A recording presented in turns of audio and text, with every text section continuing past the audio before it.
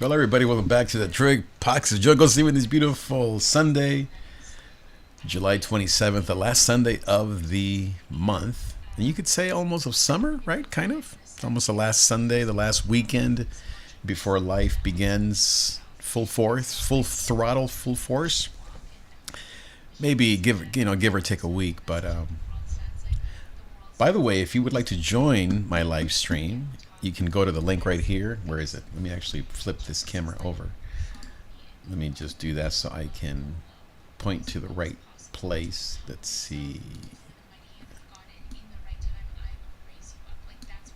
All right, so you can go right there. There you go. See, I like to do that.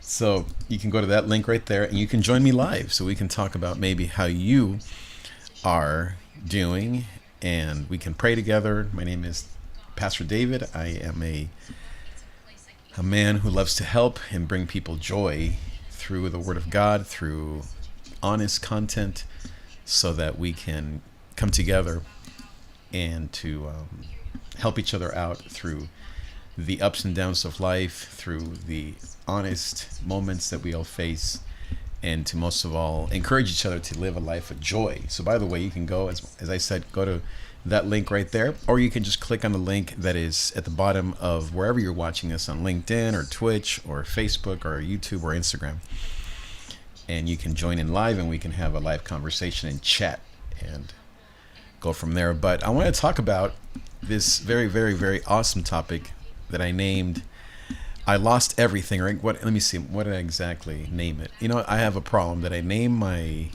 videos and then I close the page where the title is shown, so I have to then reopen it, blah blah blah. So that's what I'm doing. So everything was gone, but that's not the end. And I'm actually going to call it Everything Is Gone. That's even better. So you know what I'm going to do, so I don't have that same issue every time. I'm going to actually put the title on here. Everything is gone. Everything is gone. Everything's not gone. But you know what? In some ways it is. I'm going to explain what I mean here in a second. So let's see here. How about we call this title, and then we're going to put in here everything is gone, but that's not the end. Okay, there we go. Okay, so I'm going to put that title down here and I'm going to make it smaller. You can't see it yet, but you'll see it here in a second. So it's not quite as in your face as that. Let's see, here we go. So there's the title right there. It's kind of hard to see with my t-shirt. What I'm going to do is make it shine, I'm going to make it scroll, make it sing. Let's see, how do we do that? Scroll, there it is. Scroll, horizontal speed, and there it goes. I'm going to make it. See, actually that's a little too fast, isn't it? There we go.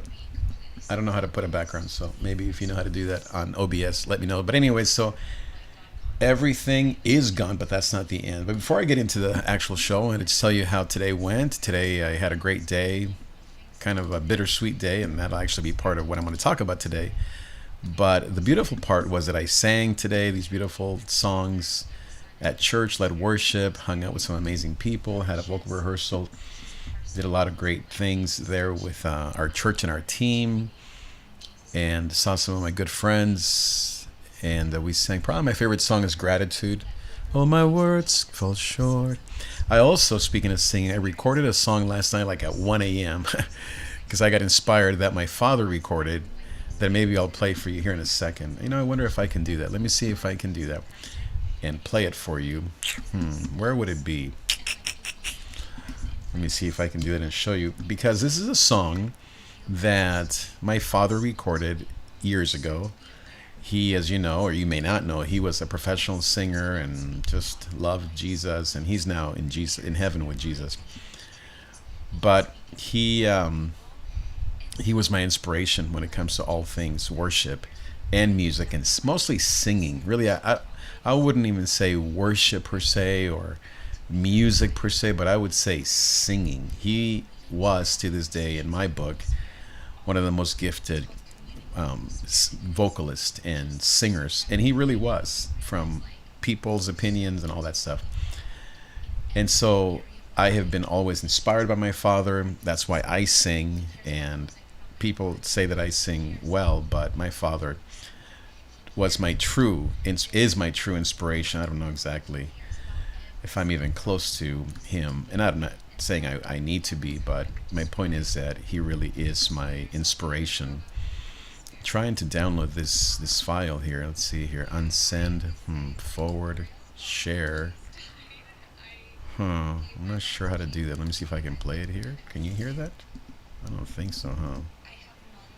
Yeah, I'm not sure how to quite share that, so I might have to wait. I have it in my other computer, so. But maybe that'll be part of a tease, right? Maybe one of these days I will. Well, what I mean to say is that at one of these recordings in the future, I will play you that track that I recorded last night. Well, what's nice is that it's in 4-part harmonies, because my dad used to sing in a quartet, like one of those barbershop quartets for Jesus. All of their songs were hymns translated into Spanish that were in 4 parts. And my dad was the first tenor, so you could always hear his gorgeous voice because it was on top. And then his brother used to sing melody, and then his cousin used to sing, I think, second, like alto basically. And then his friend, good friend, was the bass. So they had the 4 parts, the SATB, soprano, alto, tenor, bass. So all that to say is that my father, so I recorded that last night, and so my sister, shout out to my sister Amanda and Marcia, both of my sisters, and my mom, shout out. I sent them the track, and they all loved it, of course. And I actually sent it to my friend Alberto, shout out to Alberto, out there in Nicaragua, who sang with my father when I don't know if they lost a member for a season, and so Alberto sang, I think, bass with them and played the guitar with them for a season. And then Alberto, I sent him the track, and he wrote me back a beautiful note. He said, "What an honor to sing with your father. They changed my life." What was that? They changed my life forever. Hold on, let me see what the heck that was. Hold on, I'll be right back.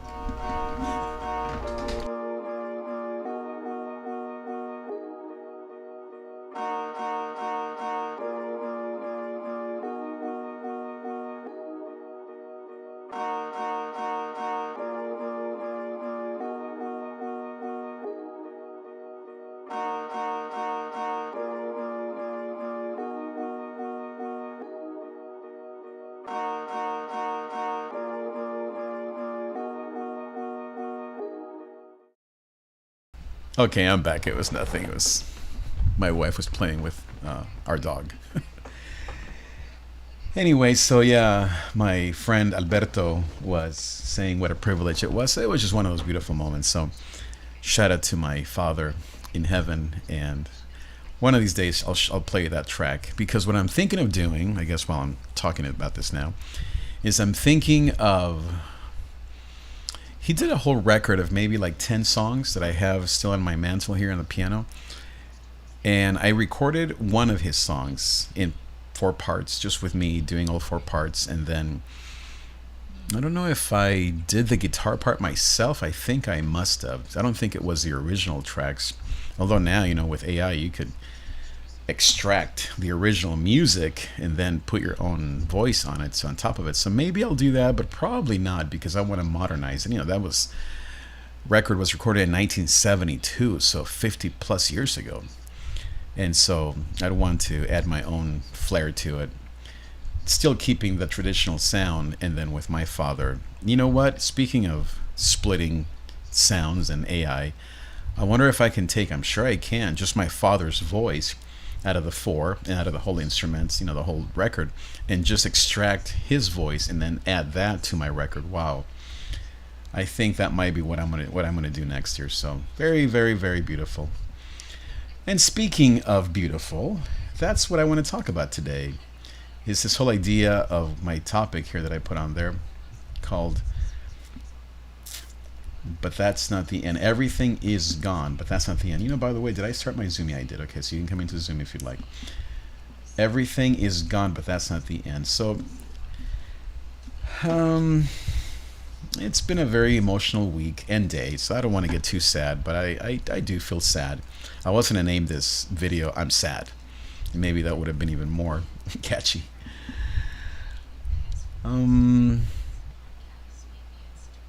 Nothing major, just simply life. But yeah, my mommy, who of course you know, you've seen all my videos with her, she went back home to Nicaragua today, so we just dropped her off like a couple hours ago. She's still in the air, flying. Uh, I'm praying for my mommy, by the way, flying back home to Nicaragua, where I was born and where she lives. And she lives there with her family. You know that I'm the only one from my family that lives here. I mean, at least of my immediate family, cousins, brothers, sisters. Yeah, I would say, yeah, certainly mom and dad. Grandparents, yeah. So I'm the only one that lives here in the States, which is sad because I often feel that, like, man, my people, my home, my culture, my family. Now, it's not that I don't have any family. I do have my aunt who's close by, my uncle who's close by. So it's not like I have no one. So let me just make sure I say that. But as far as my mom, my sisters, and my cousins, that kind of thing, it's just me. And so now let me say something else. I do have some cousins from my Aunt Sonia, shout out to my Aunt Sonia, that are close by. So, okay, you know what I mean, right? And so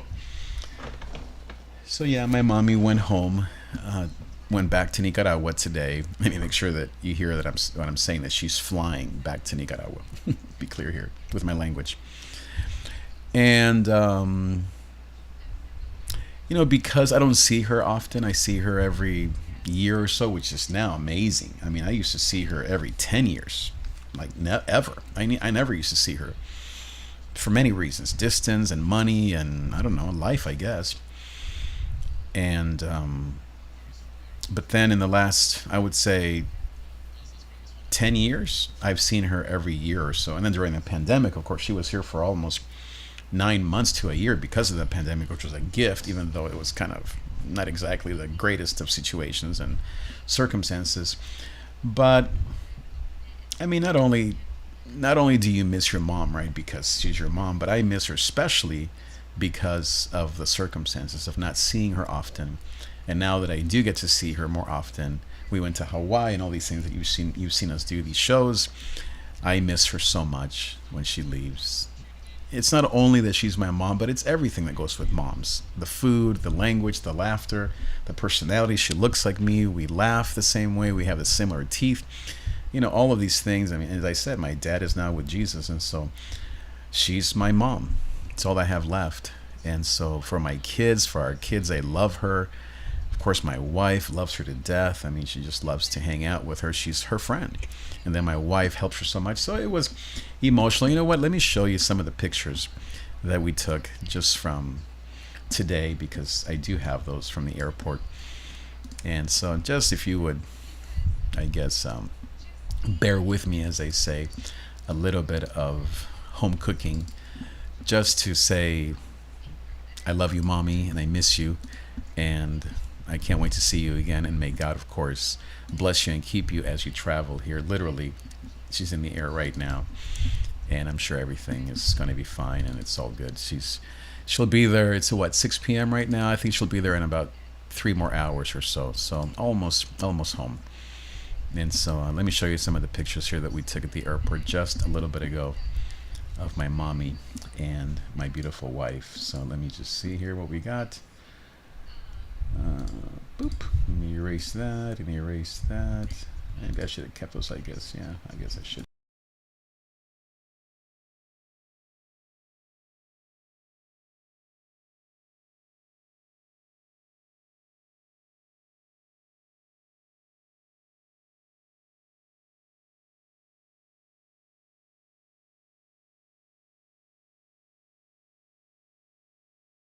So that's my beautiful wife. Sorry, the audio was out there for a second. So that's my beautiful wife and my mommy. That's the apartment where our daughters live now. That's part of also the everything is gone thing. Let me slow this down. It seems to be a little too fast, isn't it? Transition speed. Let's see here. How can we make this a little slower? Let's try that. Hopefully that's not too crazy. Okay, there we go. So there's picture number one, and that's my mommy right there at the airport just a few hours ago. We were dropping her off. I left church as soon as possible and flew literally down the freeway to LAX to say goodbye. And then my wife was there already, and our daughters and son were here, and they said goodbye here at the house. My daughters came home to say goodbye, and then there's my mommy, my wife, at the airport LAX, Terminal B for Tom Bradley, where she left a little bit ago to go back home to Nicaragua. That's our daughter's apartment. We were there on Friday. Yes, Friday.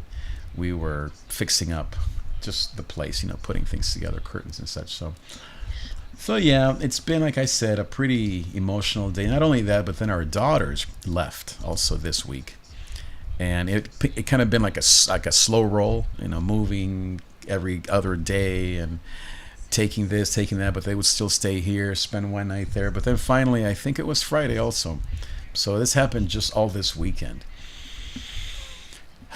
They finally took the bunny. That was, I think, the biggest kind of the tell-all is when the bunny left. When they took the bunny, you knew it was happening. And so the bunny left this morning, or no, excuse me, I think it was yesterday. Yeah, and so that was those moments of truth where you think, wow, the room is really empty, upstairs where they live. And now our son is home, so that's been great. And he is just working through school and career and kind of a pretty stressful couple of years that he's had. So he's dealing with some things that he's got to work out just in his emotions, in his heart and his mind. So we're thankful that he's home, so we can see him through that and support him as he figures things out. But as I said, it's been kind of one of those really, you could say, yeah, as I wrote on the thing, times of everything is gone. It's the empty nest, as they call it, for us parents. And of course, for the kids, it's fun. I mean, they don't see any sadness. They're like, "Whoa, this is awesome." Now, I can't say that. I'm sure they're going to feel it. They're feeling the sadness. I'm sure David is feeling the transition of being in Santa Barbara, where he's lived for the last 2 years, and suddenly being home again, and kind of, okay, now what do I do?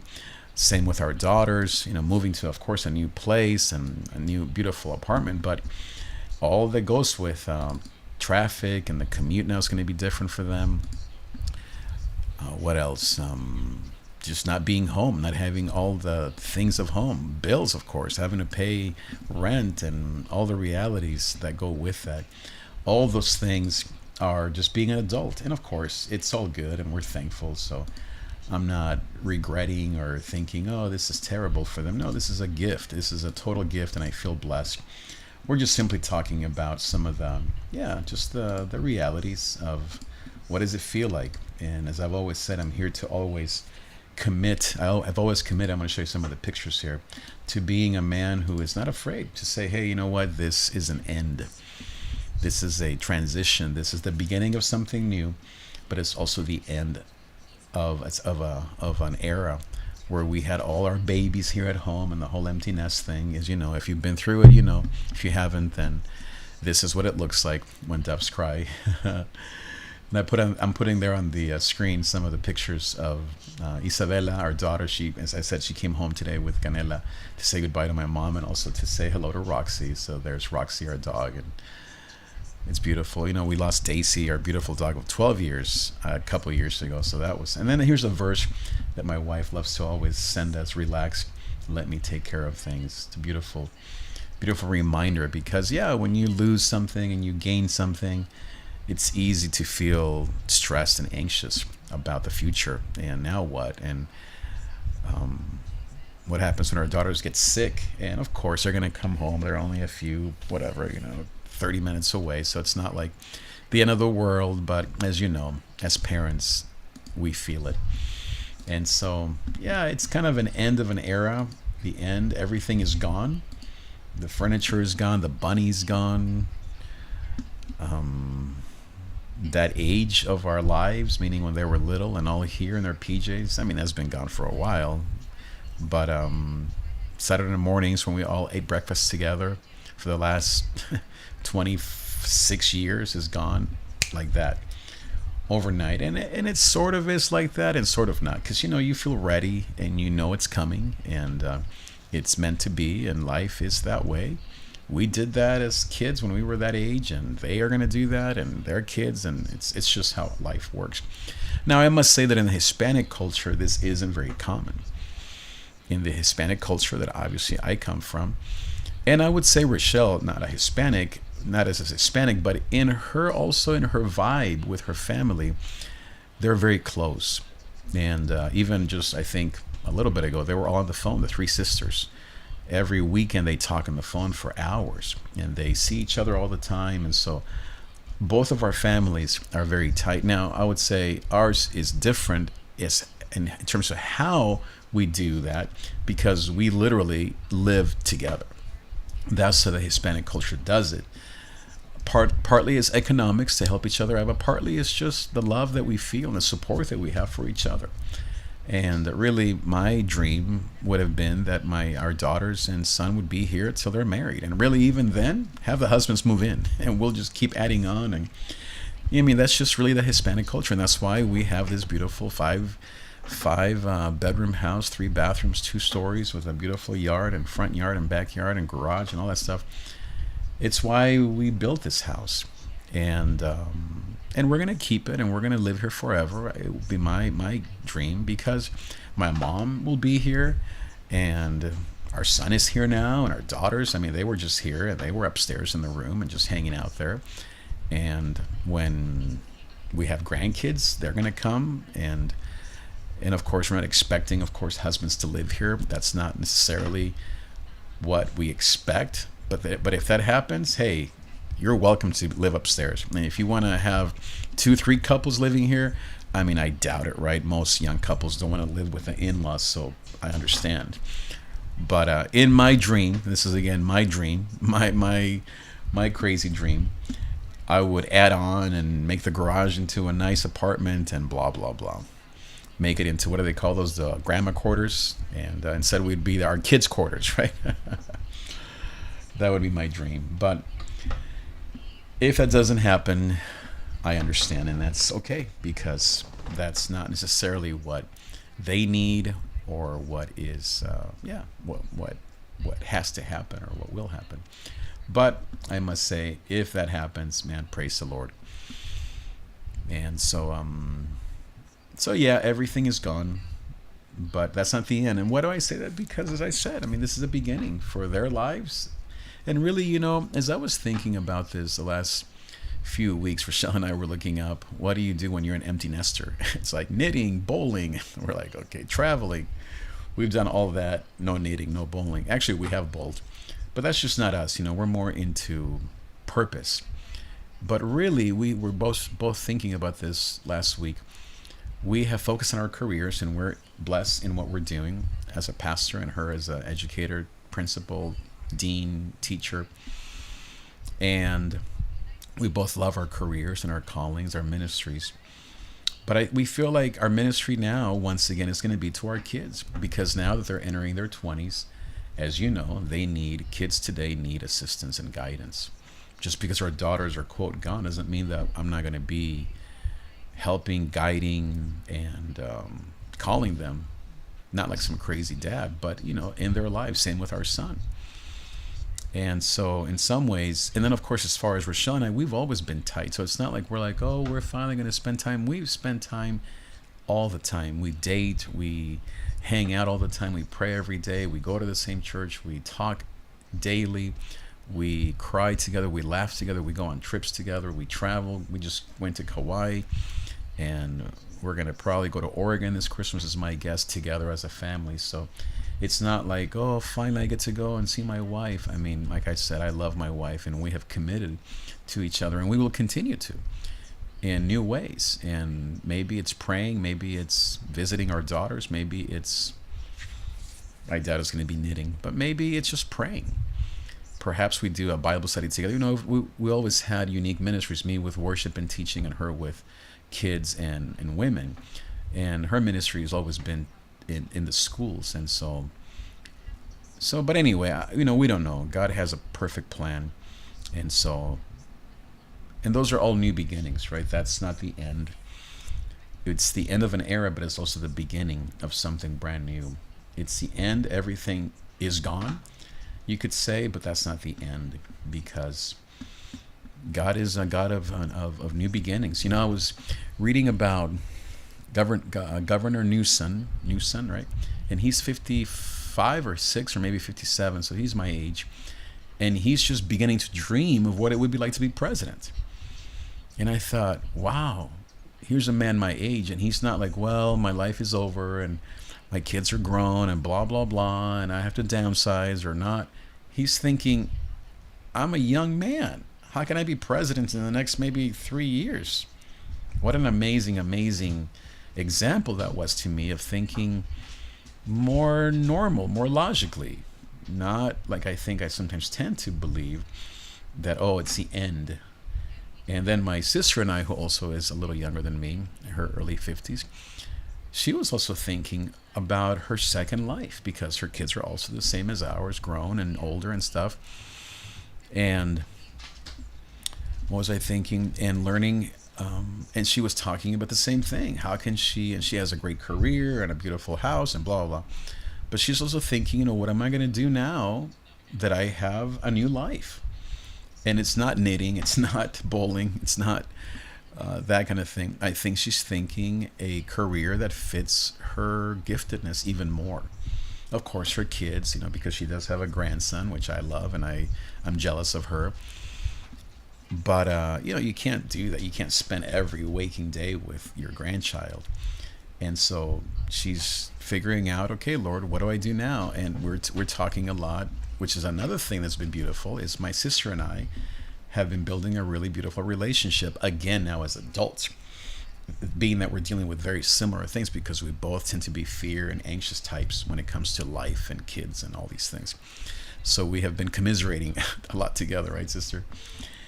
But along with that, we've also been encouraging each other in terms of being kind of like rewriting our stories of how we talk about ourselves, rewriting our narrative, as I was telling her.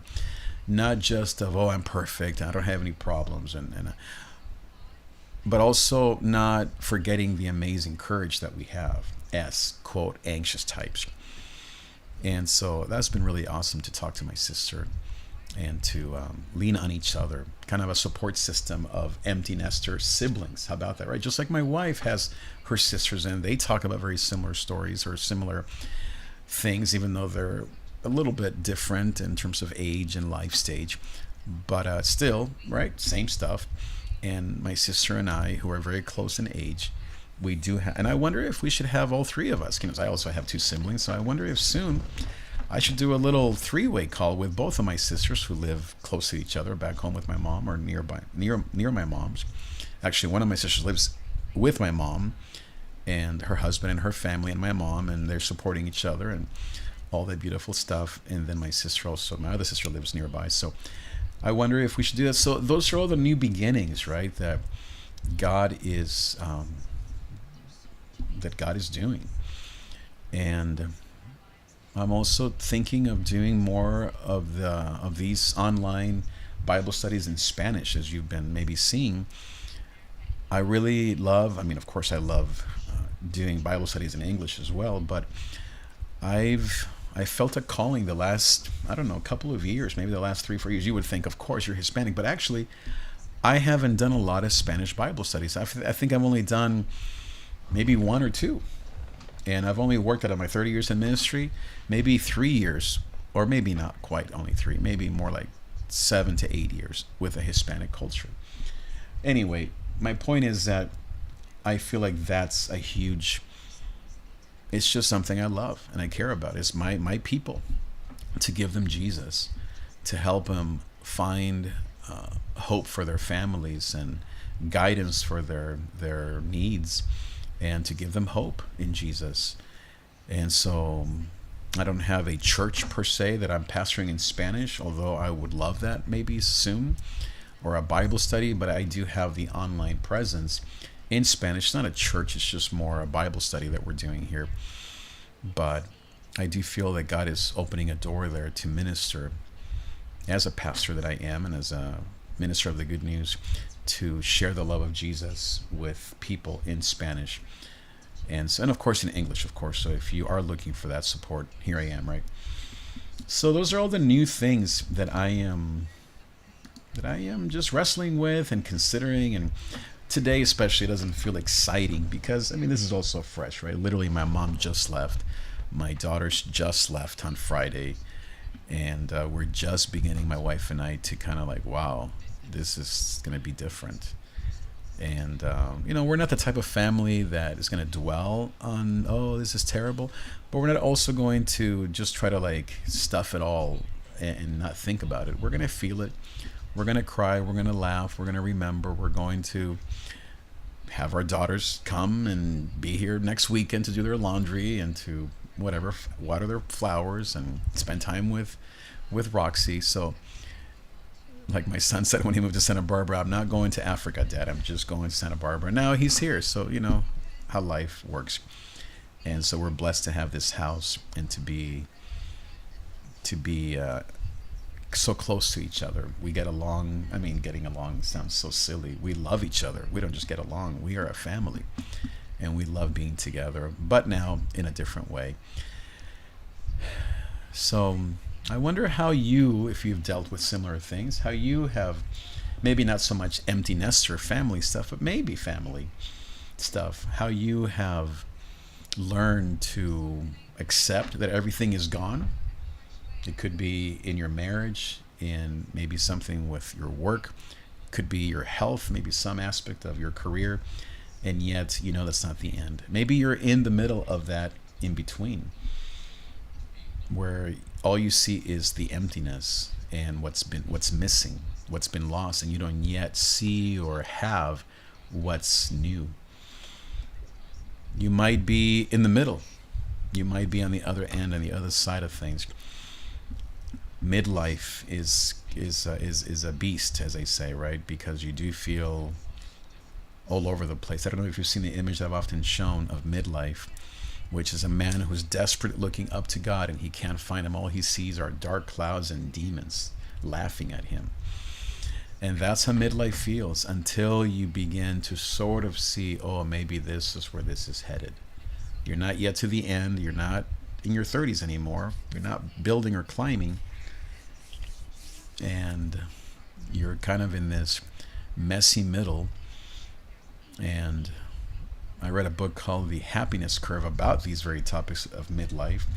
And the advice basically, it says to hang in there, don't do anything stupid, and you will find your joy as you simplify and you focus on smaller things that aren't maybe as profitable or as huge as you once had.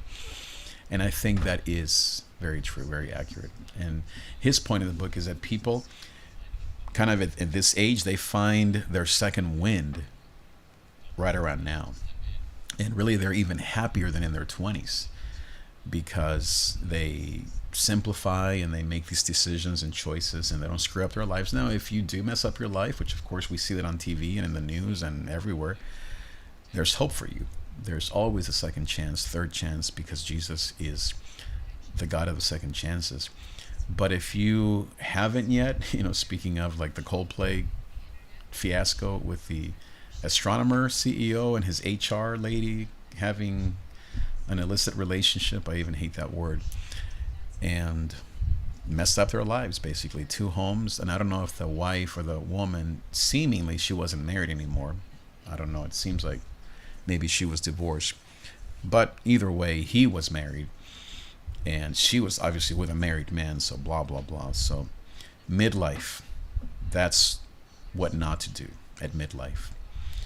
And so by the grace of God, Rochelle and I, as I said, we have a beautiful marriage. We just went out on a date to get a taco a week ago, and we went for a walk a little bit ago, taking Roxy out for a walk. And as I said, it's not like we're angels from heaven, but we're committed to each other.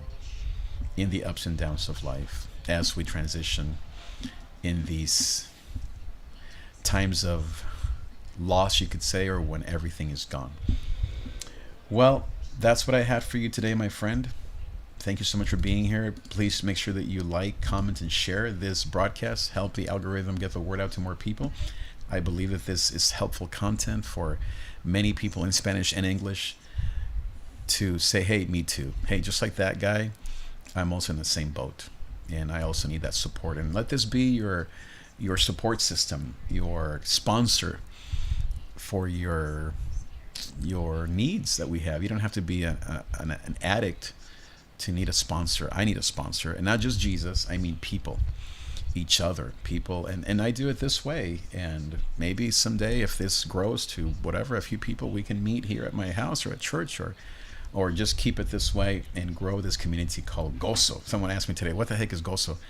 It doesn't stand for anything. It's not like an acronym or initials. It just means joy, and it comes from Psalm 36. So there's pain in the night, gozo, joy comes in the morning. Or from the other passage where it says, the joy of the Lord, Nehemiah 8, the joy of the Lord, the gozo of the Lord is my strength. So that's what that means. Gozo just means the joy of the Lord. So again, davidtrey.com/Zoom. I'm going to actually make sure that link is good, because last time I checked it wasn't working. And that's how you can come into the program and have a convo with me. We can talk, we can pray, we can chat, and go from there. Well, thanks again for being here. Make sure that you share, comment, like, subscribe, and I'll see you next time. Adios.